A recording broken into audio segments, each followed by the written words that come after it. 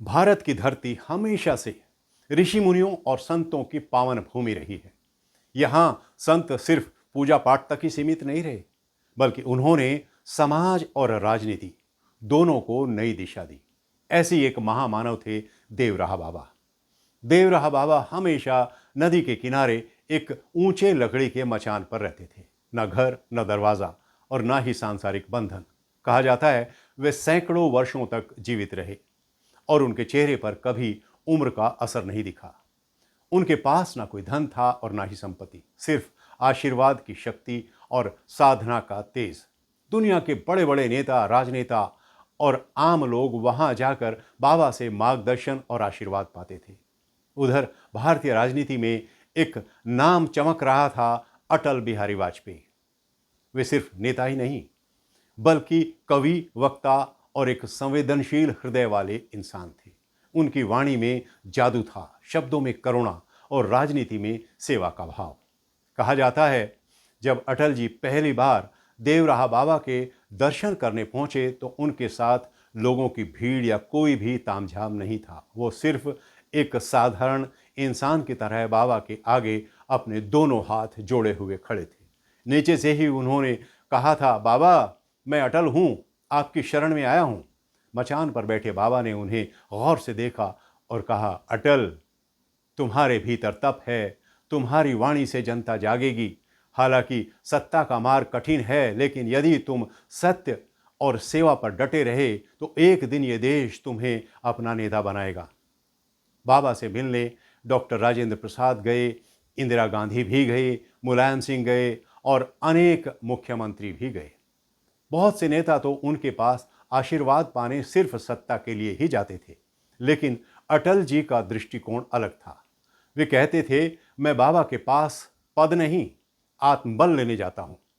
देवराहा बाबा ने कई बार कहा था, ये कवि हृदय वाला व्यक्ति एक दिन देश की बागडोर संभालेगा। लोगों ने इसे बाबा की भविष्यवाणी माना और सचमुच सन 1996 में अटल जी पहली बार भारत के प्रधानमंत्री बने। हालांकि वो सरकार मात्र 13 दिन ही चली थी। लोगों ने कहा था कि ये बाबा के आशीर्वाद की ही शक्ति थी। बाद में 1998 और 1999 जब वे फिर से प्रधानमंत्री बने तो उनके समर्थक कहने लगे, बाबा ने कहा था ये होगा, और हुआ। वाजपेयी जी राजनीति को कठिन समय में भी धैर्य, संयम और राष्ट्रभक्ति के बल से आगे बढ़ाते रहे। देवराहा बाबा हमेशा कहते थे, सच्चा नेता वही है जो अपने देश को अपना परिवार माने, और यही अटल जी की पहचान बनी। उन्होंने राजनीति को सेवा का माध्यम माना, न कि सत्ता का सुख। उनकी कविता और उनके निर्णय दोनों में करुणा और राष्ट्रहित की झलक दिखाई देती थी।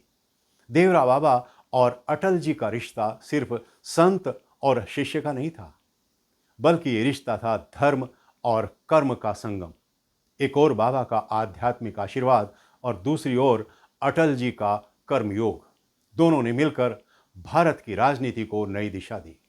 आज जब हम इतिहास के पन्ने पलटते हैं तो समझ आता है कि देवराहा बाबा ने जिस व्यक्ति में भारत का भविष्य देखा था, वही अटल बिहारी वाजपेयी बहुत ही लोकप्रिय नेता बने।